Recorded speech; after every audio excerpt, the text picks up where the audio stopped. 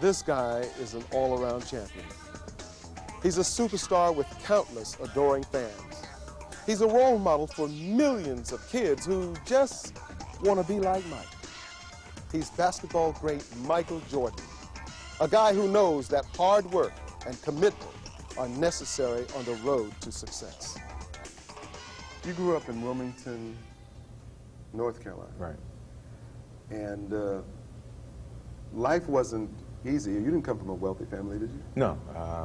And my family was pretty much hardworking. My mother, when I was young, had 2 jobs. My father had 2 jobs. He was the type of guy who was mechanically inclined. I learned the hard work ethics that he basically used to, live our lives. What person had the biggest impact on your career? My brother. Your brother? He's a year older than I. He's much smaller than I. And he was my challenge, my competition as a kid, basketball-wise or sports-wise. He wanted to excel, I wanted to excel. We competed against each other in the backyard in basketball. We end up in fights, arguments, about the sport. So my determination came trying to beat him. And if I could beat him, I could beat anybody. You said you stumbled upon your dream. Is the level of success you've achieved far beyond anything you've envisioned? Oh yeah, by far. I mean, I've envisioned myself playing as a kid, playing professional baseball, because I started baseball when I was 6 years old, and I had most of my success as a child in baseball. And I really didn't have my success at basketball until in my later years. I never chased that dream of becoming a professional basketball player or even a professional baseball player. I just played the sport because I loved it. And because of the work that I put into it, next thing you know, success was kind of bestowed upon me without me actually chasing it. It just happened. I didn't think I would ever be this successful. Based upon the fact that I work with the NBA, I have the opportunity to see you work within a group. And most people don't know that a lot of your success has to do with your ability to work within a group. I like to be known as just one of the guys, just one of this team. We did this together. Michael didn't do it by himself.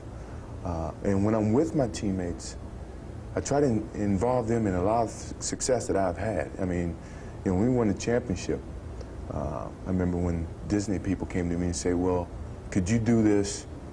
I'm going to Disneyland. What would you do after you just won a championship? I'm going to Disneyland. And I said, I will not do it unless you include the starting 5, because I didn't do this by myself. I felt compelled to do that because I don't want to overshadow anyone. I love for us to be successful. But I believe, and I've always believed, that when the team is successful, everybody shines. All the individual accolades will take care of themselves.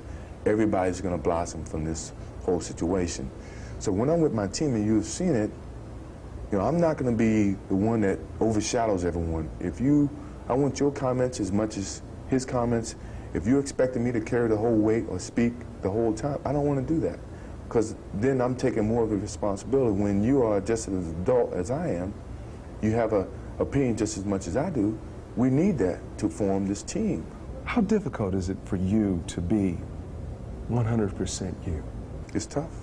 It's tough. I can't, I told my wife a while back, when all this was just starting to happen, I lead a split personality in a sense, because the life that I live, people project me to be 35 years old because of the responsibility that's bestowed upon me. But I'm only 29, 30 years old.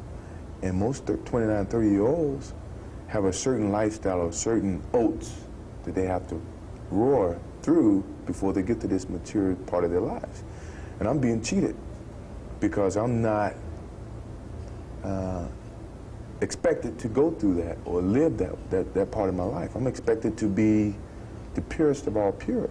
Right. And that's not fair to me.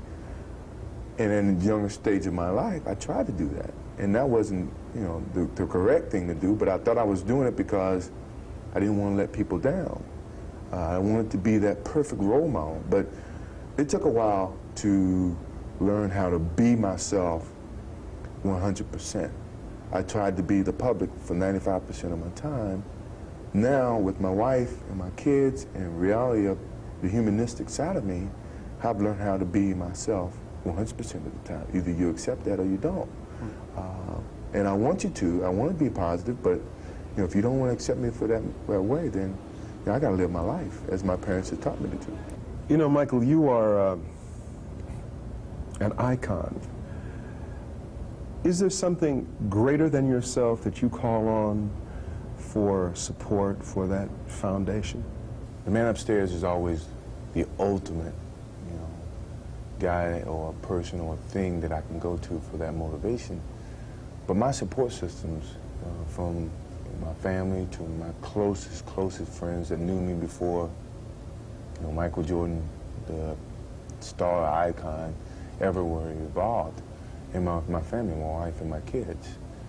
Those are my support system. Those are the people that if I have a problem or if I have something that or need support, these are the people that I go to. I believe that God has given me all this success for a reason, but at the same time, He's also let some of the dark side of my life leaked into the public side for a reason, and I've accepted both. I've always believed that I'm a good enough man to accept the good, I'm a better man to accept the bad. And I believe that. And as people and as public, we should adhere to that at the same rate.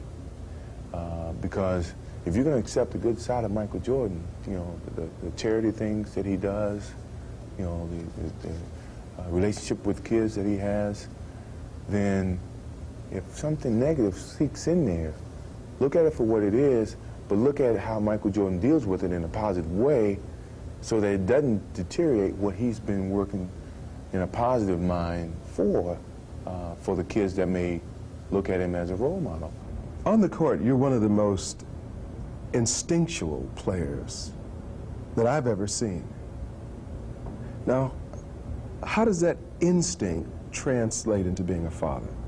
It's tough because you got a lot of different pressures now than what you had as I was growing up. As I was growing up, I grew up in Wilmington, North Carolina, so the pressures were not as great as if my kids are growing up in the city of Chicago, and it's a much bigger city with much bigger pressures.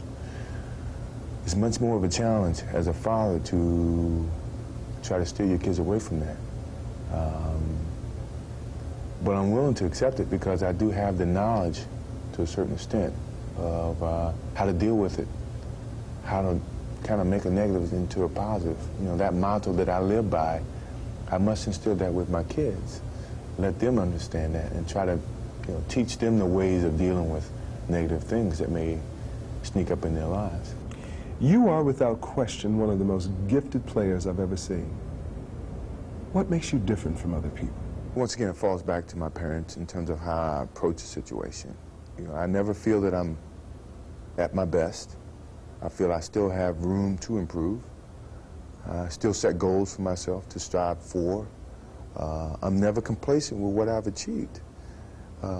Even though it's been very successful for me, I still feel I have a lot to prove, not just as a player, but as a person, as a father, to some extent as a role model in all aspects.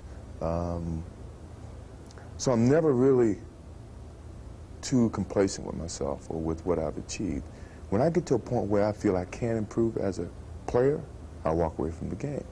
I still feel that I have a plateau that I hadn't reached yet in terms of my skills or my expectations of myself. I'm always going to expect myself to do certain things or surpass certain things. As long as I believe that, then my road to success is going to continue to expand.